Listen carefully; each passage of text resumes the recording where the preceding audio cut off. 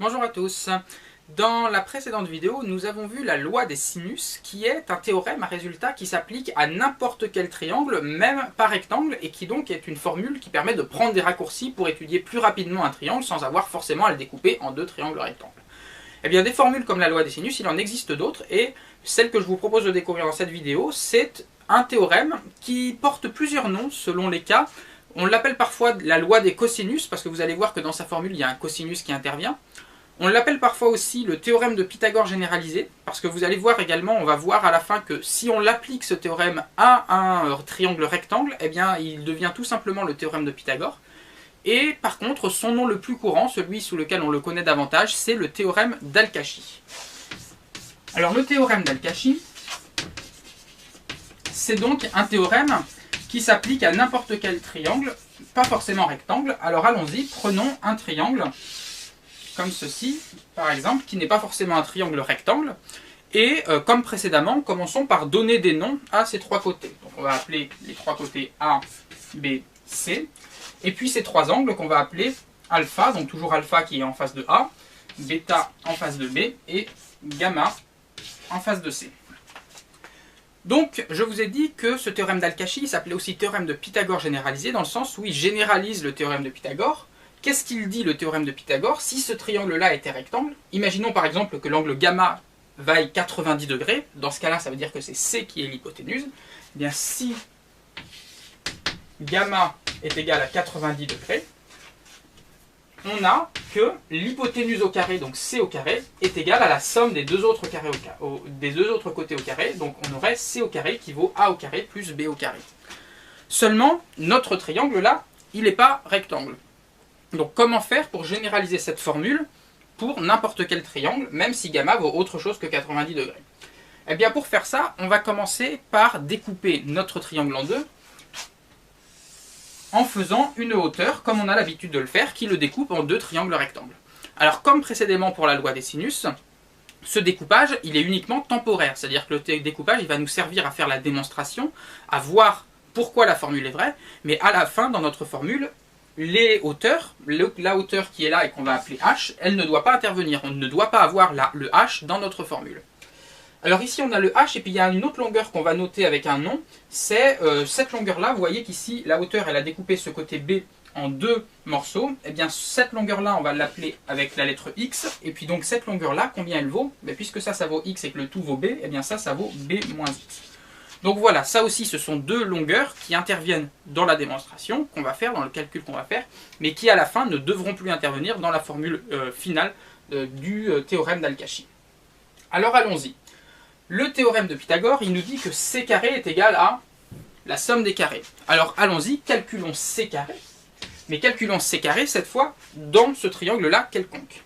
C au carré, d'après le théorème de Pythagore, dans ce petit triangle rectangle qui est ici, il vaut combien? Il vaut combien? Il vaut h au carré plus b moins x au carré. Donc on va noter c au carré qui vaut h au carré plus b moins x au carré. Donc ça c'est vrai, mais ce n'est pas notre formule finale, parce que dans cette formule-là, on a encore h et on a encore x. Maintenant, regardez ici, comment faire pour éliminer le h qui se trouve là? Eh bien h, il se trouve également dans ce triangle-là. Et dans ce triangle-là, on peut également appliquer le théorème de Pythagore, dire que a au carré, c'est h au carré plus x au carré.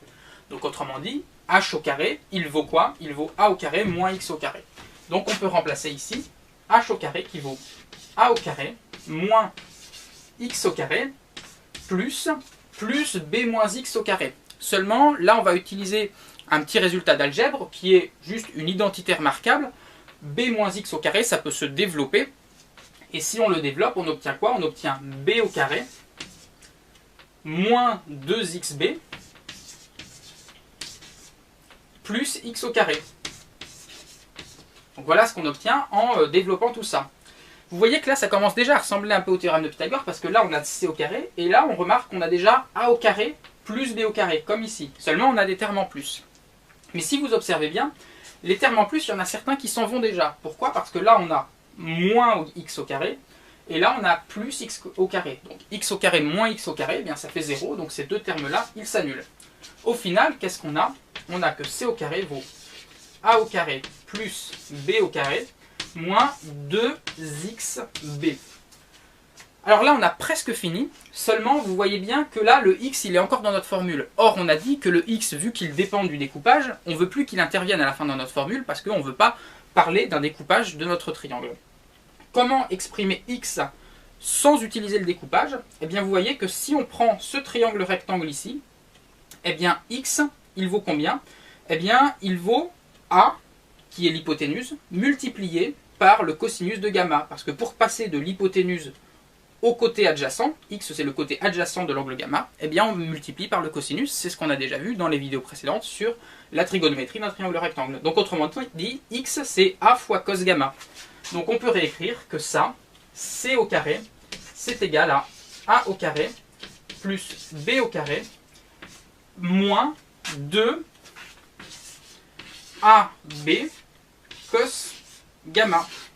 Et voilà, donc là on a remplacé juste le x par a fois cos gamma, et on a cette formule suivante qui s'appelle la formule du théorème d'Al-Kashi, et qui nous dit donc que dans un triangle totalement quelconque, même si l'angle gamma ne vaut pas 90 degrés, c au carré vaut a carré plus b carré, plus, ou plutôt moins, ce terme qui est en fait le terme correctif par rapport au théorème de Pythagore, c'est-à-dire si gamma, qui se trouve ici, ne vaut pas 90 degrés, eh bien on a ce terme en plus là, qui vient s'ajouter et qui vient corriger l'erreur que l'on a par rapport au théorème de Pythagore.